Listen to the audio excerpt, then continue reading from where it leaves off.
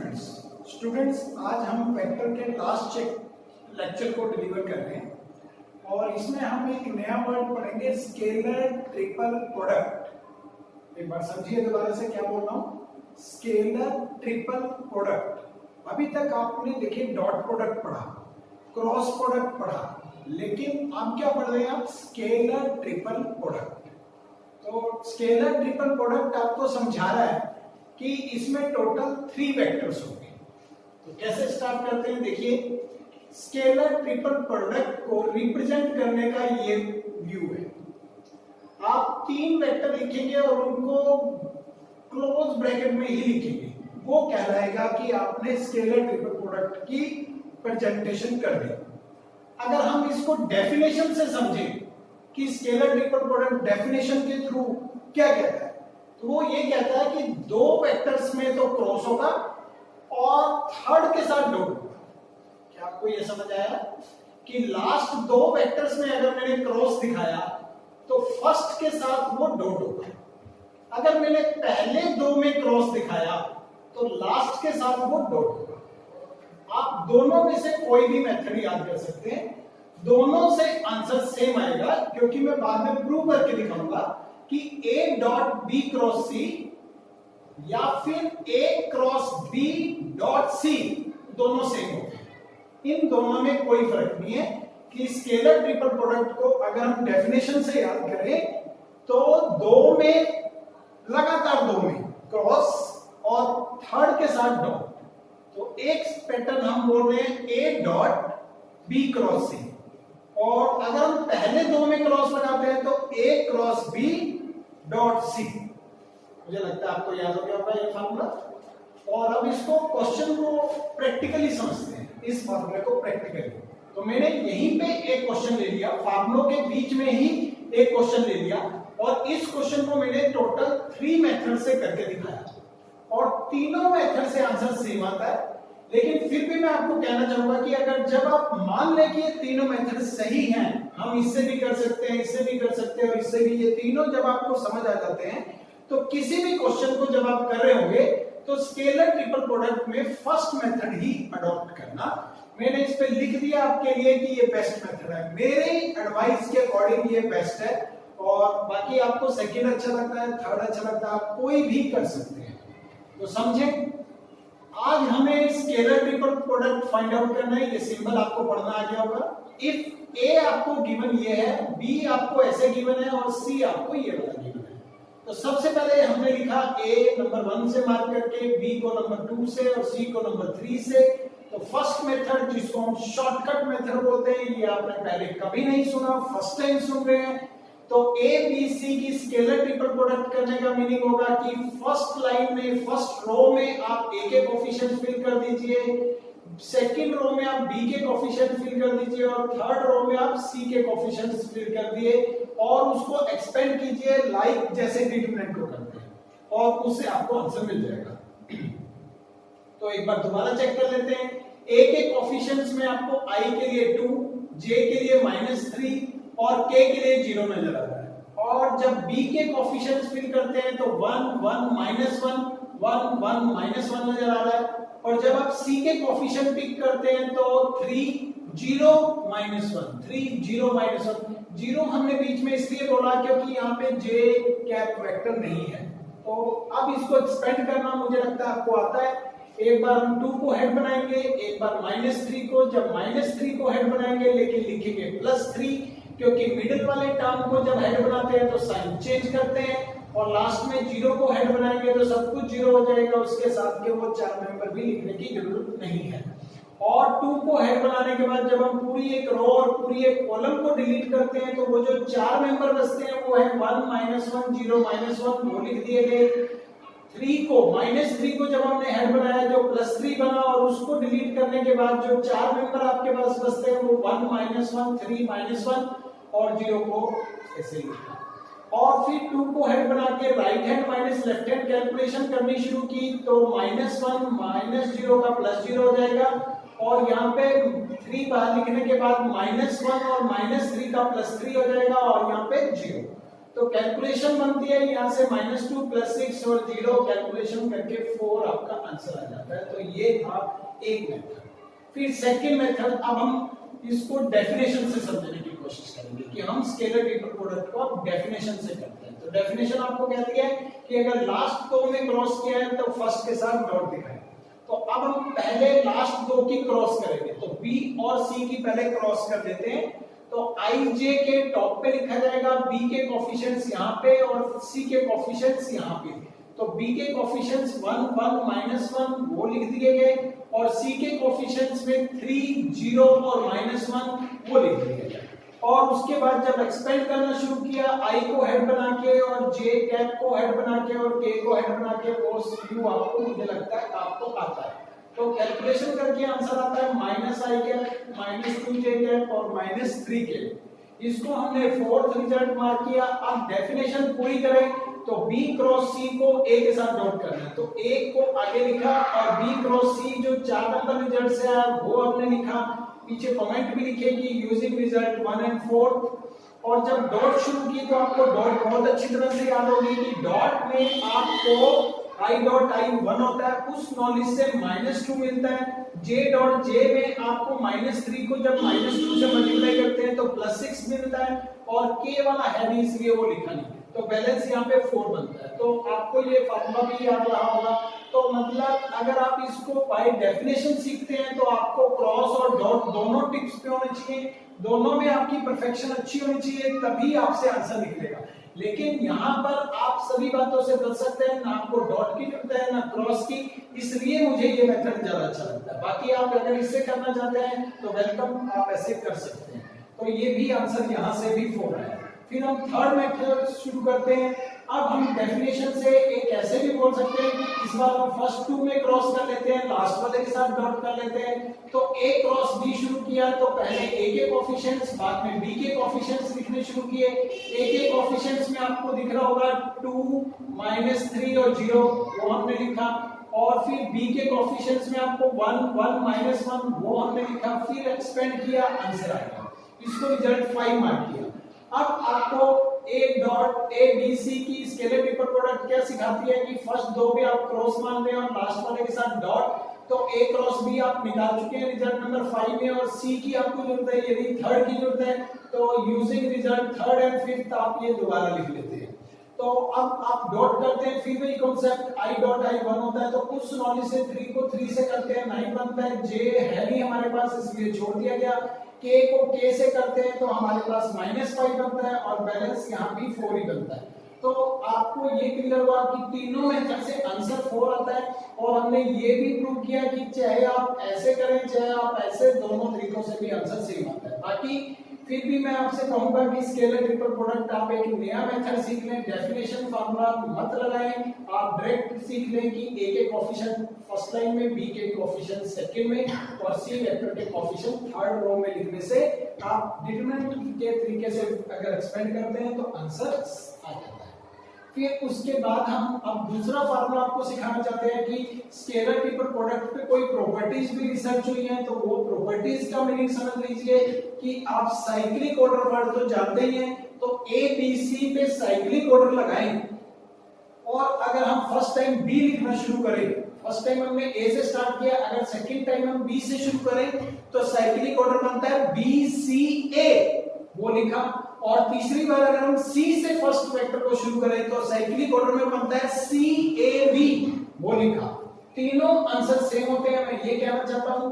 और अगर इनमें साइक्लिक ऑर्डर में से दो को आपस में डिस्टर्ब कर दें, इंटरचेंज कर दें, तो बाहर माइनस का डिफरेंस आ जाता है। जैसे हमने a और b की सीट को आपस में इंटरचेंज करके लिख दिया, b a c वहीं का वहीं लिखा, तो ये माइनस में फर्क आ जाएगा। चाहे आप करके देख सकते हैं। यहाँ मैंने c और b में इंटरचेंज कर दिया तो c और b को सीट को चेंज करने से a वहीं रहा, बाहर माइनस आ गया। अगर हम यहाँ दो में इंटरचेंज कर देते हैं और वो किन्हीं दो में भी कर सकते हैं, ये नहीं कि लगातार दो में ही करना था, किन्हीं दो में भी चेंज करेंगे, हर बार माइनस का ही फर्क आएगा।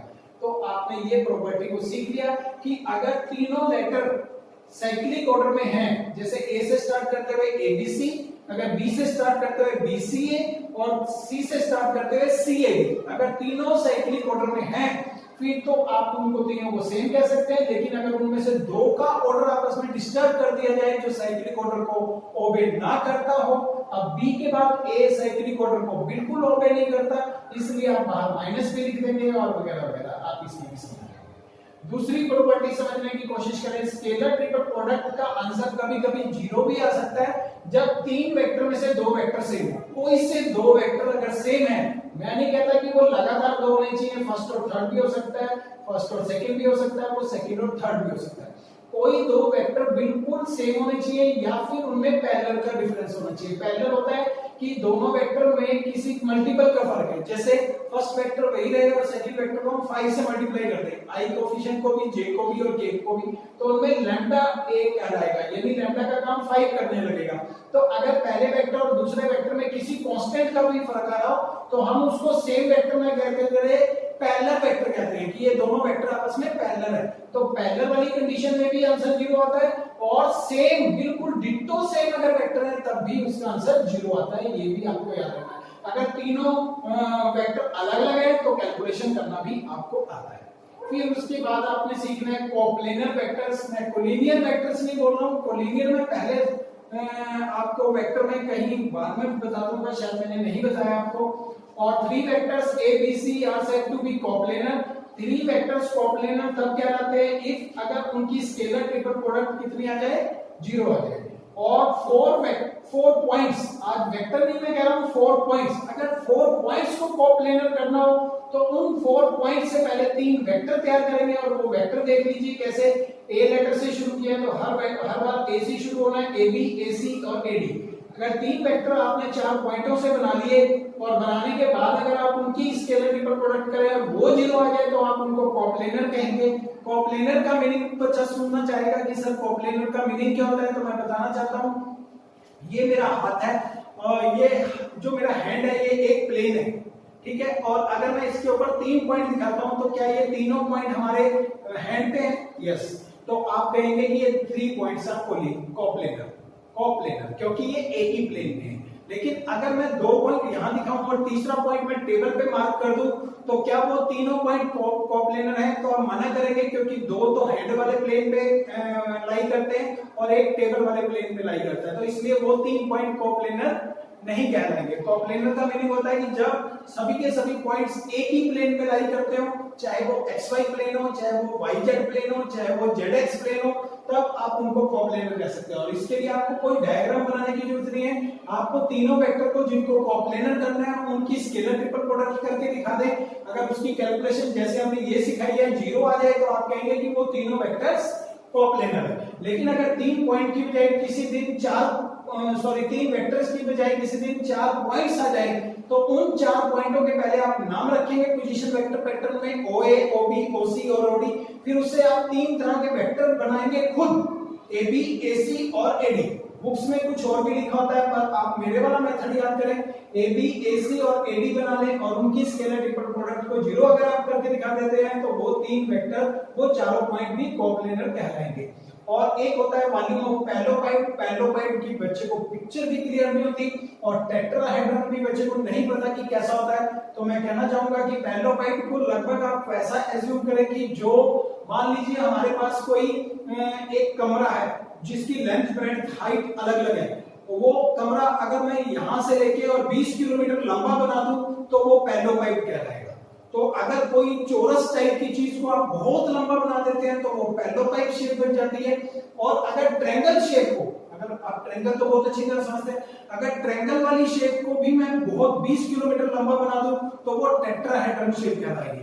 मतलब काफी लंबी शेप जो ट्रायंगल शेप में आ जाए वो टेट्राहेड्रन, और काफी लंबी शेप जो क्यूबॉइड शेप में आ जाए वो पैरेललोपाइड कहलाती है। मैंने ब्रैकेट में लिखा आपके लिए क्योंकि ये शब्द आपके लिए बिल्कुल नहीं है।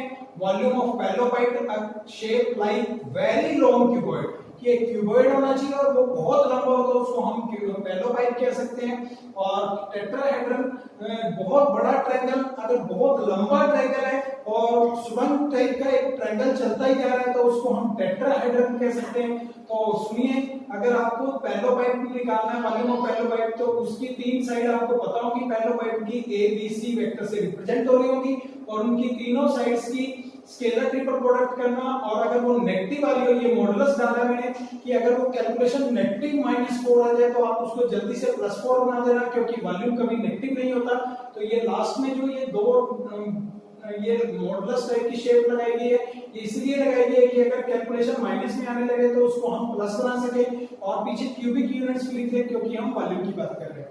और वॉल्यूम ऑफ टेट्राहेड्रन सीखना है तो तब आपको जो ट्रायंगल की 3 साइड्स पता होंगी ए बी सी, उनका स्केलर ट्रिपल प्रोडक्ट निकालें और उसको 1/6 से मल्टीप्लाई कर दें, और फिर उसके बाद उसका मॉडुलस भी निकालें। अगर वो माइनस में आ रहा हो तो उसको जल्दी से प्लस बना दें और क्यूबिक यूनिट्स लिख दें। क्यूबिक यूनिट्स मैंने दो पैटर्न में लिखा है, कभी ऐसे भी लिख सकते हैं आप और ऐसा भी लिख सकते हैं। ये यूनिट्स क्यूबिक या क्यूबिक यूनिट ही पढ़ा जाता है। तो वॉल्यूम्स के पीछे आपको क्यूबिक यूनिट्स लिखने की आदत और एरिया के पीछे स्क्वायर यूनिट्स लिखने की आदत पहले से रही है, वो आप यूज करते रहेंगे। तो ये कुछ 5 फार्मूले मैंने आपके साथ डिस्कस किए, इनको बहुत स्ट्रांगली याद कर लीजिए, फिर आपको एक्सरसाइज करना अच्छा लगेगा। Question students, evaluate scalar triple product of this plus scalar triple product of this. मैंने कैसे पढ़ा कि ये स्केलर ट्रिपल प्रोडक्ट में लिखा है, क्योंकि ये क्रॉस ब्रैकेट में लिखा है। जब क्रॉस ब्रैकेट में कुछ 3 वेक्टर लिखे हैं तो आप एकदम समझ जाएंगे कि ये स्केलर ट्रिपल प्रोडक्ट लिखा है, और ये भी एक स्केलर ट्रिपल प्रोडक्ट लिखा है, और इन दोनों आंसर्स को आपको ऐड करके आंसर बताना है। तो i j k, अब पहले वेक्टर में सिर्फ i है तो इससे समझ आता है 1 0 0, दूसरे वेक्टर में सिर्फ j है तो इससे समझ आता है 0 1 0, और तीसरे वेक्टर में सिर्फ k तो 0 0 1। आपको मुझे लग रहा है समझ आ गया होगा, क्योंकि अगर इस वेक्टर में i j और k तीनों होते हैं तो i का कोफिशिएंट यहाँ लिखते हैं, j का यहाँ, k का यहाँ। सिर्फ i है तो इसलिए मान ही लिखा जाएगा, बाकी तो 0 आएंगे।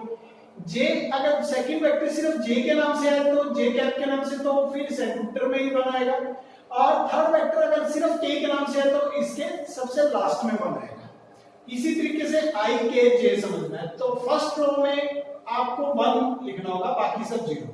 सेकेंड रो के सबसे लास्ट में आपको 1 लिखना होगा क्योंकि k दिया गया पहले, तो आपने सबसे लास्ट में लिखा। और थर्ड रो में आपको सेंटर में 1 लिखना होगा, वो आपने ऐसे किया क्योंकि i है नहीं, j है सिर्फ और k है। और जब आप इसको एक्सपेंड करते हैं थ्रू फर्स्ट रो और इसको भी एक्सपेंड करते हैं थ्रू फर्स्ट रो, तो आपको फर्स्ट रो में ये और ये कैंसिल करने के बाद जो 4 मेंबर बचते हैं वो ये बचते हैं, बाकी -0 +0 मैंने शॉर्टकट में लिख दिया। और जब आप इसको एक्सपेंड करते हैं तो 1 के साथ आपका जो फर्स्ट रो और फर्स्ट कॉलम कैंसिल करने के बाद जो बचता है वो 0 1 1 0 बचता है, वो लिखा, बाकी -0 और +0 कैलकुलेशन करके आपका 1 -1 यानी 0 आया। तो इधर से आंसर आपका 0 है। इस क्वेश्चन को करने के कई मेथड्स हैं स्टूडेंट्स, वो दूसरे मेथड आप मत सीखना, जिस मेथड से मैं बता रहा हूं आप उसी से करना प्लीज। इसको और भी प्रॉपर्टीज वाले मेथड से भी किया जा सकता है, लेकिन वो कॉम्प्लिकेटेड मेथड है, मुझे एक्सपीरियंस से पता है कि किस मेथड से समझाने से आपको ज्यादा इजी लग सकता है। तो प्लीज मेरे वाले मेथड को ध्यान से रखें, और चाहे ये बड़ा है चाहे कैसा भी है, लेकिन आप इसी मेथड को यूज करें। बाकी अगर मैं इसको प्रॉपर्टी से करता तो ये एक लाइन का क्वेश्चन था, लेकिन मुझे नहीं सिखाना, आपको ज्यादा फार्मूले नहीं डालने दिमाग में। अब अगला क्वेश्चन समझते हैं, ये बहुत इंपॉर्टेंट क्वेश्चन है, इस तरीके के क्वेश्चन आ जाते हैं पेपर में। The volume of parallelopiped whose edges are, edges बोलते हैं साइड्स को, तो parallelopiped एक कमरे को बोलते हैं और जो बहुत लंबा कमरा हो, जिसकी लेंथ बहुत लंबी हो जाए, ब्रेड्थ और हाइट भी रहे, तो मतलब उसके 3 एजेस हैं। तो ये फर्स्ट एज है, ये सेकंड साइड है और ये थर्ड साइड है, और उसका वॉल्यूम का आंसर भी पहले से दे दिया गया है 546 क्यूबिक यूनिट्स। आपको तो कहीं लैम्डा यूज किया हुआ है, उस लैम्डा की वैल्यू निकालनी है। तो हम क्या लिखेंगे, स्टार्टिंग गिवन में क्या है कि फर्स्ट एज ऑफ ए पैरेललोपाइड, मुझे पैरेललोपाइड की एक साइड गिवन है जिसको हमने ए नाम रख लिया और वो ये है। सेकंड एज ऑफ द पैरेललोपाइड उसको बी नाम दिया और वो ये दिया हुआ है, और थर्ड एज ऑफ ए पैरेललोपाइड उसको सी नाम दिया और वो भी हमें ये दिया हुआ है। और वॉल्यूम ऑफ पैरेललोपाइड का आंसर भी दिया हुआ है 546 क्यूबिक यूनिट। और वॉल्यूम ऑफ पैरेललोपाइड निकालते कैसे हैं, आपको पता है, स्केलर ट्रिपल प्रोडक्ट को इसकी कैलकुलेशन से निकालते हैं। और आपने क्या किया, यहाँ मॉडुलस को इसलिए नहीं यूज किया मैंने क्योंकि 546 पहले से ही पॉजिटिव है। तो अब एक कोएफिशिएंट से लिखने का टाइम आया, तो आप क्या लिखेंगे, -12 और बीच में 0 और फिर लैम्डा। बीच में 0 इसलिए क्योंकि j नहीं है। और सेकंड वेक्टर को जब लिखने का समय आया तो i नहीं है, तो इसलिए 0 3 और -1, 0 3 और -1। और थर्ड वेक्टर को जब लिखने का समय आया तो 2 1 और -15, 2 1 और -15, और सामने 546 चलता रहेगा। जब आप इसको एक्सपेंड करेंगे थ्रू फर्स्ट रो तो -12 के साथ जो 4 मेंबर बचते हैं वो लिख दिए गए, फिर -0 लिख दिया गया, और फिर प्लस लैम्डा के साथ जो 4 मेंबर बचते हैं वो लिखे गए, और सामने 546 चलता रहेगा। और -12 के साथ कैलकुलेशन करके और ये सब कुछ कैलकुलेशन करके आपका ये आंसर आ जाता है। तो जो अननोन वैल्यू है उसको इधर, और जो नॉन वैल्यूज है उसको राइट हैंड साइड करने के बाद आपको 18 मिलता है, और -6 से डिवाइड करने के बाद आपका लैम्डा की वैल्यू -3 आ जाती है। वो हमारा आंसर। मुझे नहीं लगता कि इसके बाद कुछ टेंशन है, तो बस आपको स्टार्टिंग समझनी है कि आपने किस तरीके से स्टार्ट करना है। अब अगला क्वेश्चन समझते हैं। शो दैट 3 वेक्टर्स दिए गए, एक वेक्टर को a से रिप्रेजेंट किया गया, एक को b से और एक को c से। स्मॉल लेटर से वेक्टर्स को रिप्रेजेंट कर सकते हैं एक लेटर से, मैंने बताया था आपको। अगर कैपिटल से लिखना है तो इसको a b वगैरह लिखना पड़ता है, लेकिन अगर हम स्मॉल लेटर से लिख रहे हैं तो एक ही लेटर काफी है। तो आपको ये फर्स्ट वेक्टर दिया गया है, सेकंड और ये थर्ड वेक्टर दिया गया है। थर्ड वेक्टर थोड़ा सा फ्रैक्शन में है, इसलिए मैंने जान के ये क्वेश्चन ले लिया। आर कोप्लेनर, तो 3 वेक्टर्स को आपको कोप्लेनर प्रूव करना है। कोप्लेनर भी मैंने आपको बताया था कि जब 3 पॉइंट एक ही प्लेन पर हो तब हम उनको बोलते हैं कोप्लेनर। तो आज हमें 3 वेक्टर्स दिए गए हैं और हमें इन 3 वेक्टर्स को कोप्लेनर प्रूव करना है। तो कैसे कर पाएंगे? पहले वेक्टर को a b c लिखने के बाद हमने कहा कि हमें शो करना है कि a b c are coplanar, और इसका मेथड है कोप्लेनर प्रूव करने का कि उन तीनों वेक्टर्स की स्केलर ट्रिपल प्रोडक्ट क्या आनी चाहिए? 0। ये स्केलर ट्रिपल प्रोडक्ट पढ़ेंगे आप सिंपल से। और अब आप लेफ्ट हैंड साइड शुरू करें और 0 आंसर आना चाहिए, थोड़ी देर में आ जाएगा। और a के कोएफिशिएंट्स लिखने की बारी आती है तो आप यहाँ पे 1 -1 और 2 लिख देते हैं फर्स्ट रो में। सेकंड रो में लिखने की बारी आती है तो 6 11 और 2 लिख देते हैं, वो आपने लिखा। थर्ड रो की बारी आती है तो 1 -22/5 और 4 लिख देते हैं आप यहाँ पे। और फिर जब आप इसको एक्सपेंड करते हैं 1 को हेड बनाने के बाद वो 4 मेंबर, फिर बीच वाले -1 को जब आप हेड बनाते हैं तो +1 हो जाएगा, फिर वो 4 मेंबर, और 2 को हेड बनाते हैं फिर वो 4 मेंबर, और इस तरीके से आपने लिखा एक्सपेंड बाय फर्स्ट रो भी लिखा। और फिर उसके बाद एक्सपेंड करने के बाद आपकी कैलकुलेशन शुरू हो जाती है। ये आप बड़े आराम से समझ सकते हैं, right hand minus left hand में। ये समझा देता हूं आपको ये कैसे बनाएं। तो 22 को 6 से मल्टीप्लाई करने से 132 बनता है, बाय 5 रहेगा, और ये -11 बनता है। और फिर एलसीएम लेने के बाद ये 55 हो जाएगा यहाँ पर, और इसका बैलेंस आपके पास जो भी बनेगा उसको 2 से मल्टीप्लाई करने के बाद आपके पास 374/5 हो जाएगा। तो इसी तरीके से बाकी कैलकुलेशन को भी समझ लेना। तो एलसीएम वगैरह लेने के बाद सारी कैलकुलेशन करने के बाद हमारा आंसर 0 आ जाता है। तो जब हमारा स्केलर ट्रिपल प्रोडक्ट का आंसर 0 आ जाता है तो हम ये कह सकते हैं कि वो तीनों वेक्टर क्या है? कोप्लेनर। तो हमने यही कहा कि a b c are coplanar and show. ये हमारा शो वाला क्वेश्चन था, हमने शो कर दिया। कोप्लेनर प्रूव करने के लिए स्केलर ट्रिपल प्रोडक्ट 0 करनी पड़ती है, वो हमने कर दी और हमारा शो हो गया। Question, next question students, find the value of lambda. आज हमें लैम्डा की वैल्यू निकालनी है और लैम्डा हमें दिख रहा है थर्ड वेक्टर में। और कॉन्सेप्ट क्या है? सो दैट पहला vector first vector a, second vector b and third vector c are coplanar. तो हमें कोप्लेनर प्रूव नहीं करना, कोप्लेनर दिया हुआ है, हमें तो लैम्डा की वैल्यू निकालनी है। तो जब 3 वेक्टर कोप्लेनर दिए गए हो स्टूडेंट्स, तो आपने फार्मूला में याद कर लिया होगा कि when a b c are coplanar तो उनकी scalar triple product equal to 0 होती है। तो उसी कॉन्सेप्ट को यूज करते हुए हम काम कर शुरू करते हैं। तो पहले a के कोएफिशिएंट फिल करना चाहते हैं तो 1 2 -3 लिख देते हैं, फिर b के कोएफिशिएंट 2 1 15 और वो लिख देते हैं, फिर 3 के कोएफिशिएंट c वेक्टर के कोएफिशिएंट 3 लैम्डा और 5 लिख देते हैं, और फिर इक्वल टू 0 लेके चलते हैं क्योंकि कोप्लेनर तो हमें दिया हुआ है। तो अब हम इसको एक्सपेंड करना सीखते हैं। तो एक्सपेंड जब हम फर्स्ट रो से कर रहे हैं तो 1 को हेड बना के, -2 को और -3 को हेड बना के, यहाँ -3 लिखा है तो -3 लिखेंगे, और वो जो 4 मेंबर है वो लिखे, और फिर इसको एक्सपेंड करना शुरू किया तो -21 लैम्डा प्लस 84 इक्वल टू 0 आ गया। तो यहाँ से लैम्डा की वैल्यू आपको 4 मिल गई और ये आपका आंसर है। नेक्स्ट क्वेश्चन में क्या लिखा गया? Find lambda. लैम्डा की वैल्यू निकालनी है। सो दैट इस बार 4 पॉइंट्स दिए गए, 3 वेक्टर्स बने बनाए नहीं दिए गए, आपको 4 पॉइंट्स दिए गए। 4 points, first point, second point, third and fourth point are coplanar. तो जब कभी हमें 4 पॉइंट्स दिए जाए तो पहले हम उनके नाम रख लेंगे पोजीशन वेक्टर्स करके, OA, OB, OC और OD। अगर आपने इसको AB कह दिया या स्मॉल a कह दिया गलत हो जाएगा क्वेश्चन। तो आपको पता है ये 4 पॉइंट्स हैं, तो इसलिए आपने OA, OB, OC और OD बोला इनको। फिर इससे 3 वेक्टर आप खुद डिजाइन करेंगे, और जब कभी 4 पॉइंटों से 3 वेक्टर बनाते हैं तो मैंने आपको बहुत ध्यान से बनाने को यही कहा होगा कि आप AB, AC और AD बनाएंगे, A को ही हेड बना के लिखेंगे।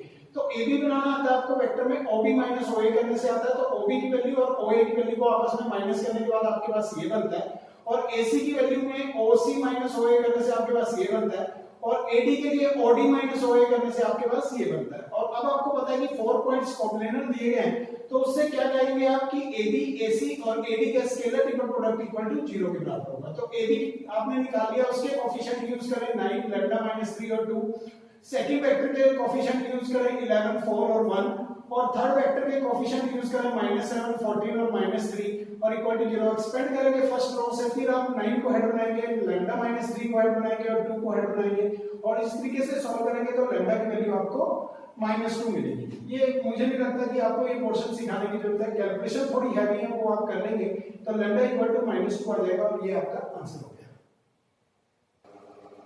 लास्ट में स्टूडेंट असाइनमेंट नंबर 36 में आपको 9 क्वेश्चंस के साथ दे रहा हूं, और ये 9 के 9 क्वेश्चंस बिल्कुल वैसे ही हैं जैसे हमने एक्सरसाइज में क्वेश्चंस सॉल्व किए हैं, उन्हीं से मैच करते हुए सभी क्वेश्चंस है, तो आप इन सभी को कर पाएंगे। बस 7th क्वेश्चन की बात कर लेते हैं। Show that 4 points having position vector this this this this and this are not coplanar. तो आज हमने कोप्लेनर नहीं करना बल्कि नॉट कोप्लेनर करना है।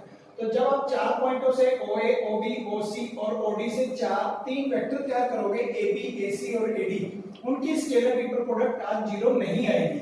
अगर 0 नहीं आएगी, कुछ और आएगी, तो आप कह देना कि given 4 points are not coplanar. बस बाकी सभी क्वेश्चंस आप अपने आप कर सकते हैं, कोई प्रॉब्लम नहीं आएगी। मुझे लगता है कि आप बड़े इजीली कर पाएंगे। और सेकंड क्वेश्चन का भी हल्का सा हिंट अगर आप चाहते हैं तो मैं देता हूं कि अगर आप इस क्वेश्चन को सॉल्व करेंगे तब भी -1 आना चाहिए, इसको सॉल्व करेंगे तब भी, और इसको सॉल्व करेंगे, मतलब part 1 equal to part 4, part 2 equal to part 4, part 3 equal to part 4। तो तीनों को मिक्स करके फिर आप बोलेंगे part 1 equal to part 2 equal to part 3 equal to part 4, फिर आपको प्रूव होगा।